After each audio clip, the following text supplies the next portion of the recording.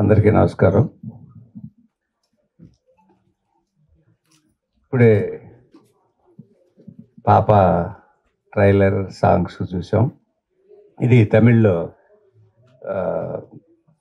అందరు చెప్పినట్టు దడ అని పెద్ద హిట్ అయింది. అది మామూలుగా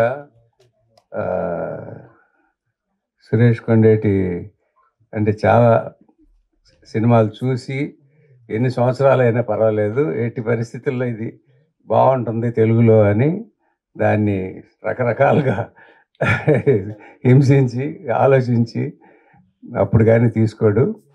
సో అట్లాగే తను చేసిన సినిమాలన్నీ పెద్ద హిట్ అయినాయి. ఇది కూడా పెద్ద హిట్ అవుతుందని మనస్ఫూర్తిగా కోరుకుంటున్నాను. హిట్ అవ్వాలి. కథ మీకు అందరికీ అర్థమయ్యే ఉంటుంది. వైఫ్ అండ్ హస్బెండ్ మధ్య ఆ వైఫ్ ఏమైందో అనేది కథలో తర్వాత తెలుస్తుంది. ఫుల్ సినిమా చూసినప్పుడు పాప మీద ఎక్కువ కథ ఉన్నట్టుంది. సో ఆల్ ది బెస్ట్ అండి. ఫస్ట్ టైం మీరు చేస్తున్నట్టు ఆల్ ది బెస్ట్ అమ్మా. తర్వాత ఈరోజు బాలయ్య బర్త్డే. బాలయ్య బర్త్డే రోజున ఈ ఫంక్షన్ చేయడం నిజంగా చాలా, అంటే బాలయ్యకి అంత సక్సెస్ ఉందో ఇది కూడా అంత సక్సెస్ అవుతుందని మనస్ఫూర్తిగా కోరుకుంటున్నాను. జై బాలయ్య. ఈరోజే అఖండ 2 ఆ టీజర్ అయి చూశాను, అదిరిపోయింది. బ్రహ్మాండంగా చేశారు. అసలు థియేటర్లు అనేది అదిరిపోతాయి. అసలు మామూలు గెటప్, బాలయ్య నడక కానీ యాక్టింగ్ కానీ అసలు సూపర్ ఎక్స్ట్రాడినరీగా చేశాడు. పెద్ద హిట్ అవ్వాలి, పెద్ద హిట్ అవుతుంది బాలయ్య. జై బాలయ్య.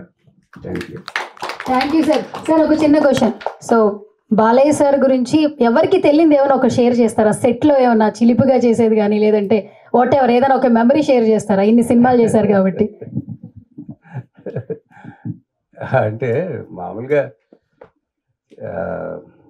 చిన్న పిల్లలాగా అది చెప్పొచ్చో చెప్పకూడదో మరి. బాలయ్య సొంత సినిమాలు నేను చేసినప్పుడు ఎన్టీ రామారావు గారు చీఫ్ మినిస్టర్గా ఉన్నారు. ఫస్ట్ అనసూయమ్మ గారు చెప్పకూడదు కదా. అంటే చిలిపిగా అంటే తను ఒక్కసారి సెట్లోకి వచ్చిన తర్వాత వర్క్ తప్ప ఇంకా వేరే ఏమీ దగ్గరికి రానివ్వడు. ఎవరు వచ్చినా కూడా పెద్దగా మాట్లాడు.